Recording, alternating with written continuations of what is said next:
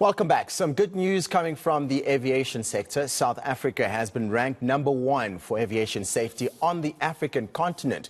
These are the findings from a preliminary aviation safety audit. In fact, the country scored 92%. Now, that's a significant increase from the previous score of 87.39%. This means we're on the right track and meeting some of the international civil aviation standards. For more on these preliminary findings, let's bring in Poppy Khoza, who is the director at the South African Civil Aviation Authority. A warm welcome to the show. Let's start right there. I mean, why should we celebrate this? So good afternoon, and thank you very much for having us. I think really this is a reason for us to celebrate as a country. As you've indicated, we've increased our rating in terms of our compliance with international requirements, a testimony that South Africa is indeed on the right track in terms of its obligations towards the International Civil Aviation Organization, which is a UN agency responsible for global civil aviation matters. And from time to time, they would visit member states, of which South Africa is a member state, to the International Civil Aviation Organization, because globally there are standards that are set by this UN agency, and member states are expected to comply to the letter. And I think from where we sit now, we really have a reason to celebrate, because what the international community has said is that South Africa, in fact, is doing exceptionally well in terms of meeting its obligations. But not only do we look at that from what the international community is saying, but we're looking at it from the execution of our mandate locally, where we've never really had, over 36 years, an accident involving a jet liner, killing so many passengers on the South African soil. And our safety record really speaks for itself. And we must continue to uphold that record. We're coming from a devastating COVID-19 area, and what our industry has shown is remarkable resilience, and also showing so much that, there's so greater commitment from the government side, the regulatory authority, and the broader industry in terms of ensuring that each and every takeoff indeed culminates into a safe landing. I think we have a very good record of a zero accident rate, particularly in scheduled airline operations, and that is a record that we must preserve at all times. So preliminary, the indication is that we are at 92%, which puts us as #1 in the continent, and most likely around number 20 or so, or top 20 globally. So it's a reason to celebrate. Poppy, I'd like to pick up on that last point. I mean, yes, we scored 92% in the audit, but one wonders how we scored that when there were just safety concerns recently within the aviation industry in our country.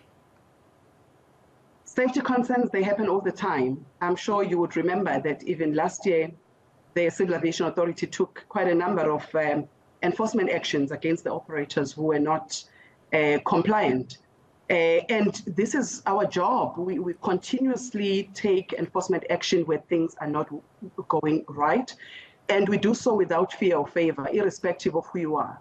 And it's continuous, because that is part of our mandate. And that is what the international community would want to see, that the regulator does not turn a blind eye and in fact upholds safety and security, to the extent that we do on an ongoing basis. So that things are not going right sometimes, but I think our test is, what do we do about it? And for as long as we have a regulatory authority that is, responsive, a regulatory authority that is not sleeping on the job, that is able to respond and react, and we do all this to preserve safety, to ensure that each and every flight that takes to the sky, it must have a safe landing. And it's boosting confidence, because we don't have a regulatory authority who turns a blind eye on non-compliances. So I actually do think that it's quite a boost for us if we do ensure and also demonstrate that we are not afraid to take action in the name of ensuring that we preserve aviation safety.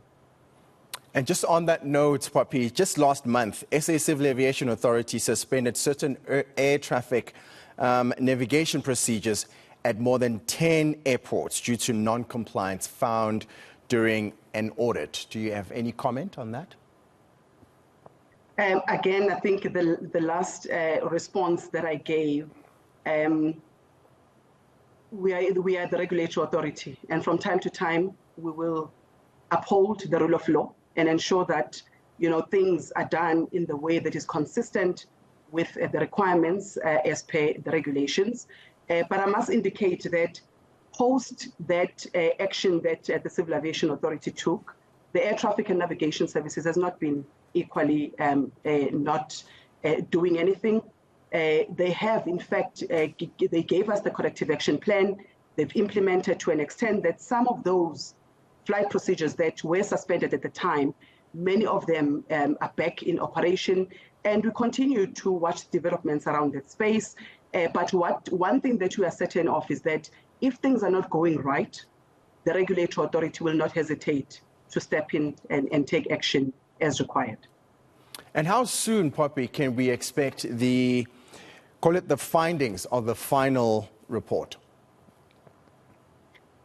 So we've got the preliminary report, as we've indicated. Of course, the results of the 92% that we've spoken about is coming from a preliminary report that the International Civil Aviation Organization gave us. And I can assure you that immediately after they gave us that report, that would have been a week and a half ago, we've already started to implement some of the actions because we did not attract a significant safety concern.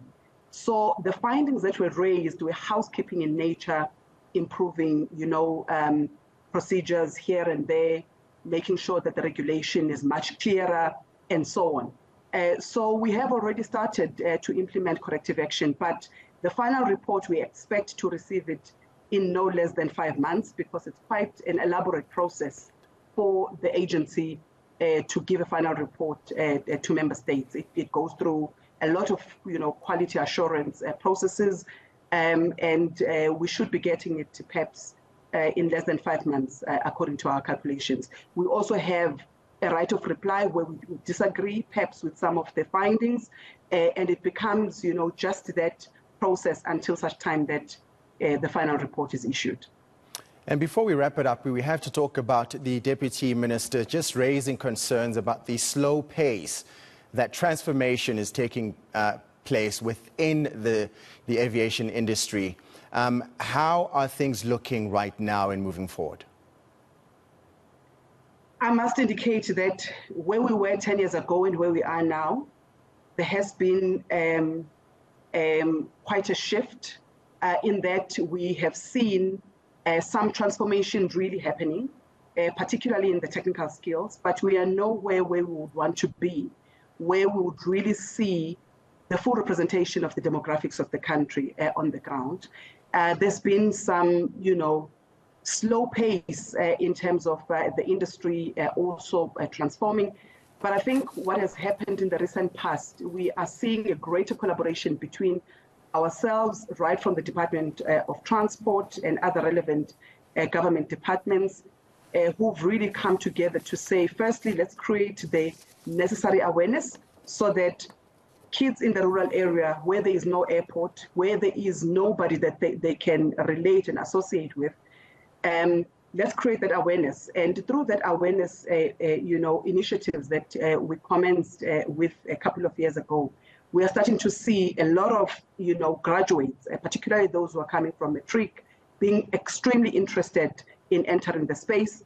And we've got a lot who are trained, but sometimes it's the absorption rate, in the mainstream employment, where there's a bit of a gap. Because, for instance, the pilot, when they finish, their training at a flight school, they still need to go and build, flight hours before they can be, employed by the airline, for instance. And that is where the gap is. But we've entered into some MOUs. We are seeing some partnerships between operators themselves, where they are saying, how best do we contribute to the transformation? And it looks promising.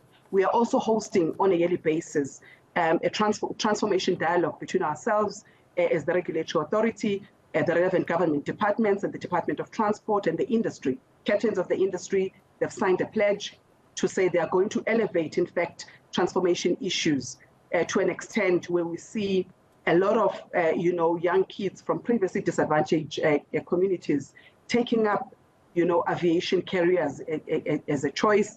And we think we are starting to see, turning the corner, although the pace is not what would want to see. But of course, COVID-19 also happened, which somehow, disrupted, the transformation agenda.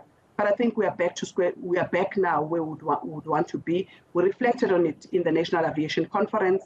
Captains of the industry, again, also, talking about this issue of transformation, but also talking about what is it that they're going to do as individual operators to ensure that we see a lot of, previously disadvantaged communities or young kids from previously disadvantaged communities, being given opportunities in airlines in particular, and so on. So I think in a few years' time, we should see really good progress in terms of the transformation. We will be keeping a close eye on that, Poppy. Good luck with all of that.